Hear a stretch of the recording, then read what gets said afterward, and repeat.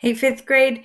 So if you are watching this video, that means you are ready to actually start drafting. You selected a topic, you used one of the pre-writing forms that was attached to this assignment, you mapped out all your details, you know where you're going with this, you've thought about your lead, and you're ready to get started. So you will actually come over here and you will find the document that has the two. And of course, if you just hover over the document name, it will display it for you here. So you're going to go ahead and click on this. And then, like the other documents attached to this assignment, I include a few details or things to draw your attention to, things that you need to be doing when you're drafting. Remember that you're going to want to open your pre-writing graphic organizer that you chose to use in another tab, okay? So probably the easiest way to do that, guys, is just to go back to the assignment, pick the one that you used, and go into it. So let's say that I use this rainbowy type of web. I would have that open in this tab, and then of course I have my draft one in this one. That way I can transfer the details that I've mapped out on my web to my draft kind of as I go. Okay, so once you've done that, you're going to use the information and the details that you added to your graphic organizer to write your first draft of your memoir below. Remember, this is your first try at getting what's in your mind and heart on paper into the shape of a memoir. And remember that real, true memoirs bring the memory to life for the reader. So you're essentially sharing your experience with whoever's reading your memoir. Make sure that you draft and complete sentences and paragraphs with capital letters and punctuation. This should not be one large chunk of text. And so this may be a little strange for some of you guys, because before this, we were working on free verse poems, and so you were writing in lines and stanzas. But think about the novels that you've been reading or your textbooks. All of that type of writing, regular everyday writing, it's not organized in stanzas and lines. It's organized in sentences and paragraphs. And you guys have been learning about sentences and paragraphs for a really long time. So I know you can do this.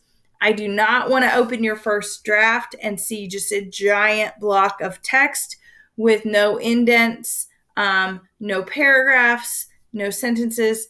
I want to see paragraphs and sentences, okay? Remember that we indent the first line of a paragraph. So to do that, let's say you're ready to start typing. I recommend that you don't delete this until, well, ever really, because your draft's just going to be below it. So you're going to actually click to the bottom of that text and then hit enter. Excuse me. To indent, all you have to do is click the tab key on your keyboard. It automatically moves it over the right amount of spaces. And then you can just start typing. One last thing, remember, like I said, to capitalize and punctuate.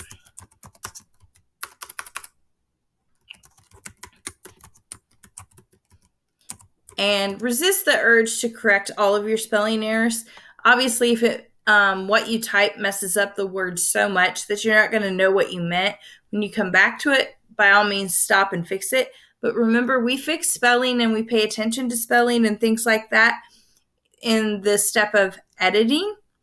And we're really just trying to get all your thoughts and feelings and your first attempt at your memoir down on paper. So we don't want those things slowing you down. So this is my first sentence. I would type that, leaving a space between my words, ending my sentence with punctuation, and then I'm going to click the space bar twice, and I'm going to start typing my next sentence.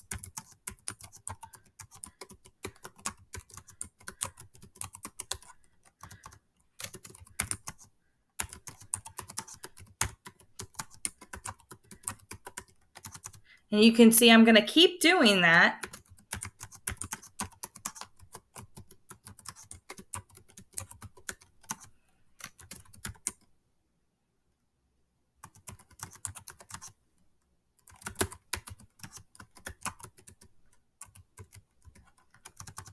And remember that a fifth grade paragraph should probably be 5 to 8 paragraphs, depending on what you're describing. And remember that each paragraph revolves around one controlling idea.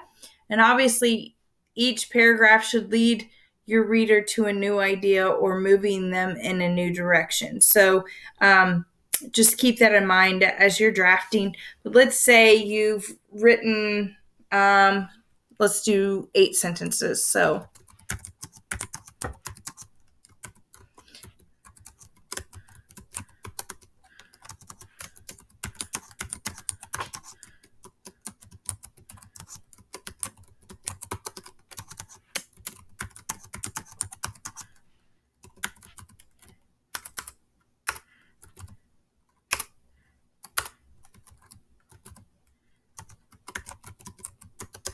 okay, so obviously I'm not going to come through and count how many sentences you have in your paragraphs, but I want you to know that this is what a paragraph looks like. When you see the text on a page, that's a paragraph.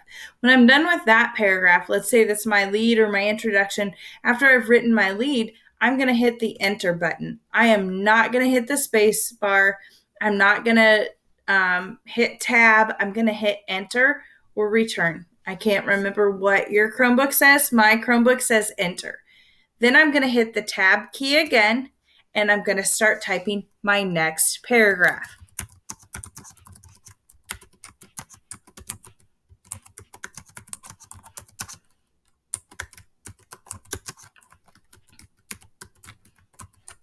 And I'm going to just continue in that manner. Do you see that there is not a space separating this paragraph from this paragraph? But if I keep typing,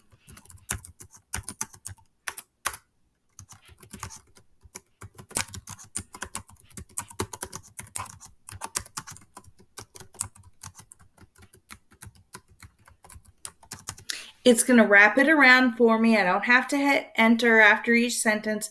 And it's going to format it much like the novels that you've been reading and the paragraphs that you would find in the textbooks, because that's what regular prose looks like.